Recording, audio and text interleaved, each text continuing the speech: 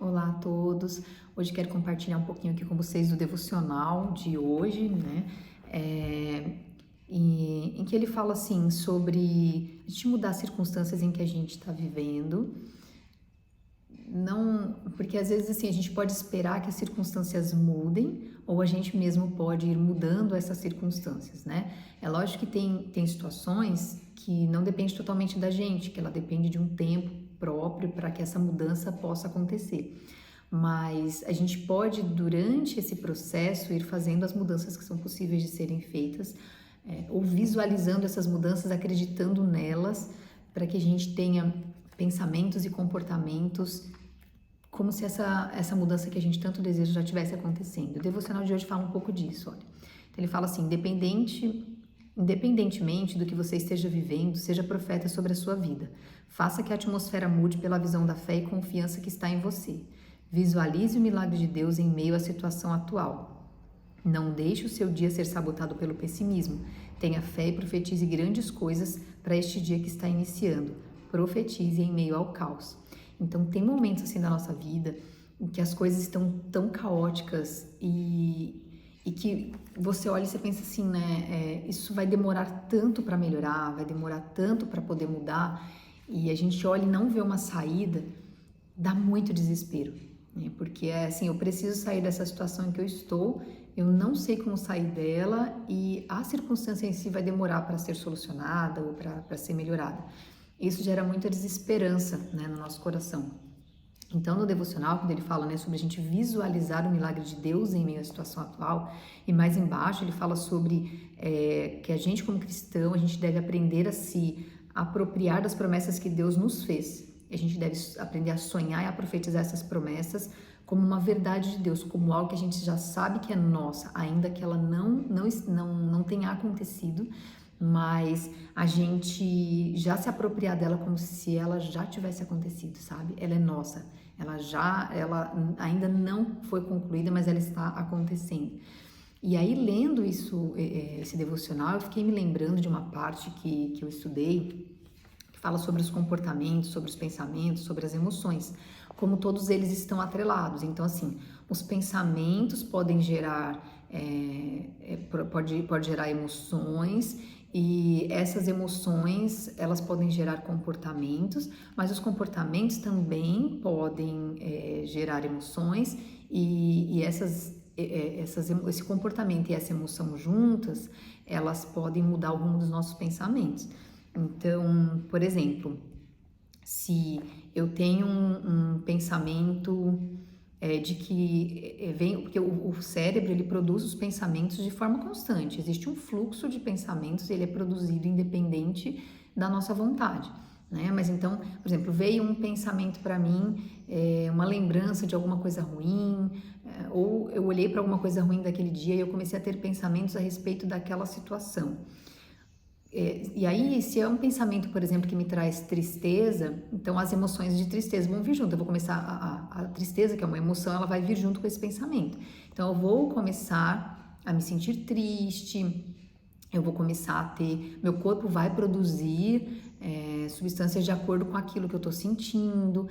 E aí, se eu tenho pensamentos a respeito pensamentos tristes, me sinto triste, eu vou me comportar como uma pessoa triste. E como que a gente pode fazer? A gente pode tentar mudar os pensamentos, né? Que eu acho um pouco mais difícil sozinho, né? Mas a gente pode, por exemplo, mudar os pensamentos, não no sentido de o pensamento veio, não quero pensar. Não, a gente questionar esses pensamentos. Então, veio um pensamento para mim e aí eu penso a respeito dele, sabe? Eu questiono esse pensamento que eu tive de isso é uma verdade? Né? Que evidências que eu tenho de que esse pensamento é uma verdade? Porque às vezes ele pode não ser uma verdade e a gente estar aceitando ele como se fosse. E aí, assim, mas eu tô me sentindo triste, eu gostaria de mudar essa situação. Então, eu não estou conseguindo fazer isso mudando os meus pensamentos, eu não estou conseguindo mudar os pensamentos. Então, eu posso ir pelos comportamentos. Então, uma pessoa triste, ela tem uma postura mais baixa, né? Às vezes uma cabeça mais baixa. O corpo, ele vai falar disso que a gente está sentindo. Então, eu também posso promover mudanças no meu corpo, inclusive Eu já vi, eu acho que no livro falando sobre mudança, sobre hábitos, que falava sobre isso, assim, de se você sorrir, o seu comportamento, né? Porque esse sorriso, então assim, a gente tá sorrindo, esse comportamento de sorrir vai fazer, por exemplo, que o nosso corpo, ele produza dopamina. Então, se eu tô dando risada, meu corpo vai produzir dopamina. E se eu tô num momento triste e eu não tô conseguindo sorrir, ele até orienta um exercício de você pegar uma caneta, colocar assim, ó, e sustentar essa caneta por um tempo. Que você não tá sorrindo, mas para você sustentar a caneta por um tempo, assim, é como se você estivesse sorrindo e o seu corpo ele vai produzir dopamina como se você estivesse sorrindo.